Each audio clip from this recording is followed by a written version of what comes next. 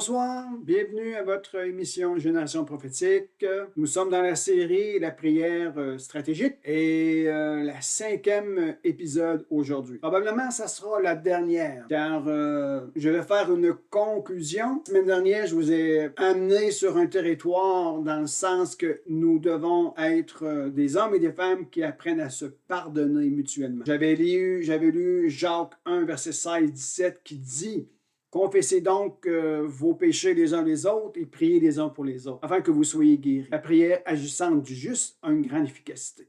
Je voulais simplement ressortir le fait que si nous sommes appelés à avoir un temps de communion et un temps de prière efficace, il nous devra être au préalable avoir un cœur qui est libéré, qu'il n'ait aucun fardeau sur nos cœurs, aucune contrainte dans nos cœurs, qu'il n'y ait absolument rien de l'extérieur qui vient nous déloger ou qui vient nous perturber. Il n'y a rien de l'extérieur qui vient déranger nos temps d'intimité avec le Seigneur. C'est pour ça que dans la parole de Dieu, lorsque nous parlons du Notre Père, prière qui nous enseigne comment prier, Jésus a utilisé le modèle du Notre Père pour nous enseigner comment nous devons prier. Et il y a au verset 14, si je m'abuse, de Matthieu 6, le verset 14 et 15 du Matthieu 6, qui est dans le cadre du Notre Père, il nous fait mention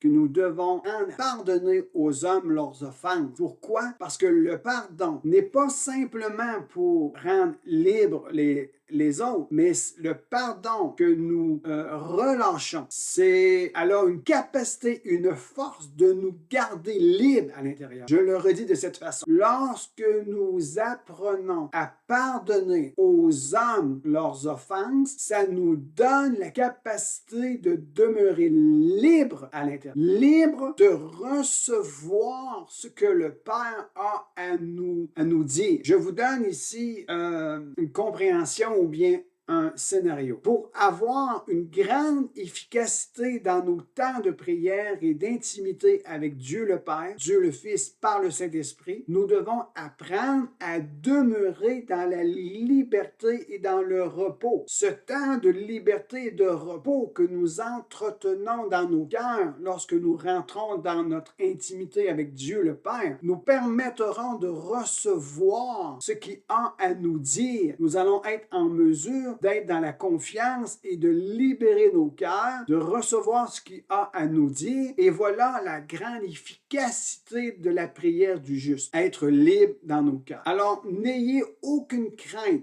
n'ayez aucune peur et allez naviguer dans des eaux troubles, dans vos relations mutuelles et libérez le pardon. Donnez le pardon aux frères, aux sœurs. Dites, je te pardonne. Ce n'est pas de ma propre force, mais c'est par grâce que je réussis, je suis rendu capable de te pardonner. Libérez vos cœurs de tous les fardeaux, de tout ce qui entrave le mouvement de la présence de Dieu dans vos vies. Apprenons à confesser nos fautes les uns vers les autres. Tu m'as blessé, je t'ai blessé, je veux te pardonner. Reçois favorablement ma parole qui dit que je te pardonne.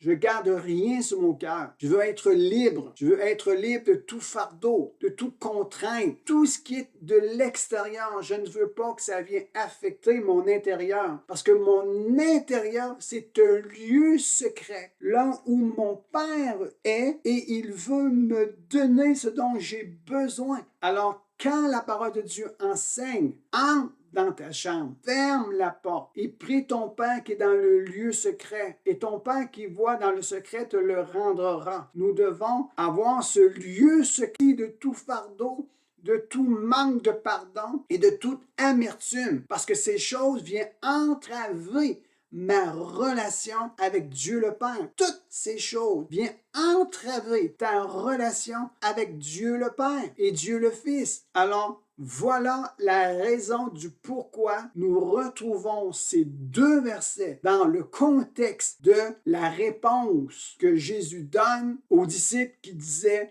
« Enseigne-nous comment prier ». Et lorsque notre cœur est libre, lorsque nos pensées sont libres, lorsque nous avons libéré le pardon, lorsque nous avons appris à aimer les gens, que nous rentrons dans nos temps de prière avec Dieu le Père, que dans notre cœur, nous sommes libres, nous sommes en position d'entendre ce que Dieu a à nous dire, d'entendre ce que Dieu, le Fils, a à nous dire. Et c'est le Saint-Esprit qui prend ces choses et il nous le révèle dans nos cœurs. Et nous, en retour, nous le déclarons. Nous déclarons. Et ça devient des prières stratégiques dans des temps spécifiques et nous allons voir des résultats puissants s'accomplir. Alors, soyez rassurés que lorsque nous mettons en pratique les principes que je suis en train de vous apporter aujourd'hui et ceux de la semaine dernière sont des principes et des clés de base pour être en mesure de relâcher des prières stratégiques. C'est de notre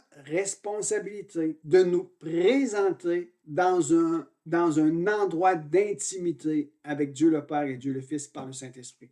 C'est de notre essor, c'est de notre responsabilité. Et lorsque nous le prenons, cette responsabilité de nous présenter devant Dieu, nous devons laisser maintenant libre cours à Dieu de déposer dans nos cœurs sa présence de plus en plus chaque jour. Mais pour déposer sa présence dans nos cœurs doivent être libres. Et comment on fait pour amener nos cœurs libres et à être guéris? C'est à entreprendre une bonne relation mutuelle. Nous devons confesser, nous devons entretenir de bonnes relations et nous devons aussi apprendre à pardonner. Voilà la première étape, d'avoir un cœur libre, que Dieu le Père vient déposer sa présence en nous. Et de sa présence en nous, nous allons être en mesure de libérer des prières. Je termine avec un verset ici dans Jérémie 33, versets 1 à 3.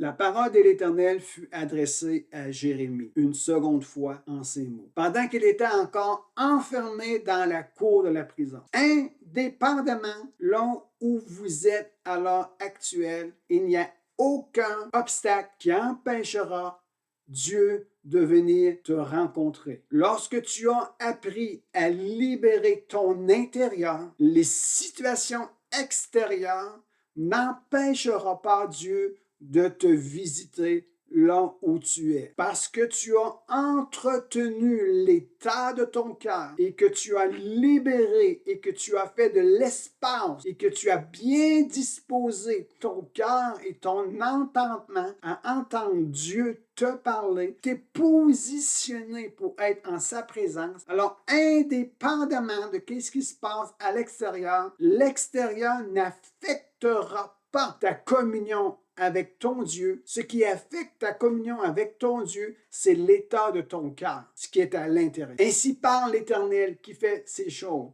L'Éternel qui les conçoit et les exécute. Lui dont le nom est l'Éternel. Et j'arrive au verset 3. Invoque-moi et je te répondrai. Je t'annoncerai de grandes choses, des choses cachées que tu ne connais pas. D'où nous proviennent nos prières stratégiques vient du fait que Dieu nous révèle des choses cachées. J'ai dit depuis le début que les prières stratégiques sont dépendantes des révélations que le Saint-Esprit nous accorde. Les prières stratégiques sont dépendantes des révélations que le Saint-Esprit nous accorde. Et notre responsabilité, comme je disais, c'est de nous présenter devant Dieu et de laisser Dieu envahir nos cœurs qui sont libres et dans le repos. Invoque-moi et je te répondrai. Je t'annoncerai de grandes choses, des choses cachées que tu ne connais pas. Et je termine, lorsque je fais allusion à Jérémie 33, verset 3,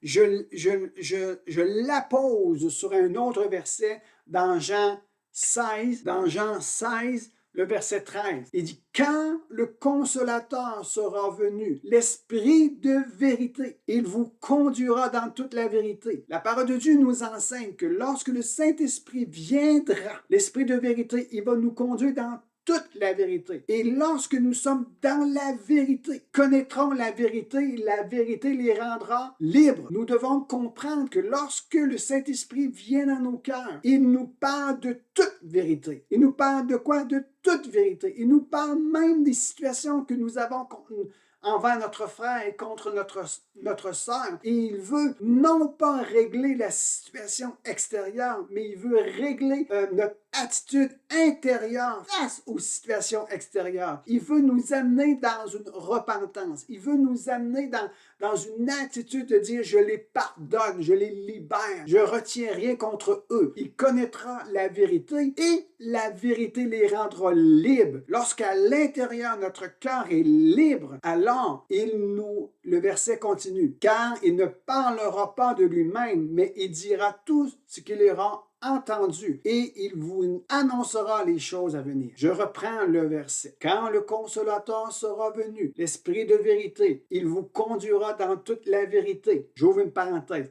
Et la vérité vous rendra libre.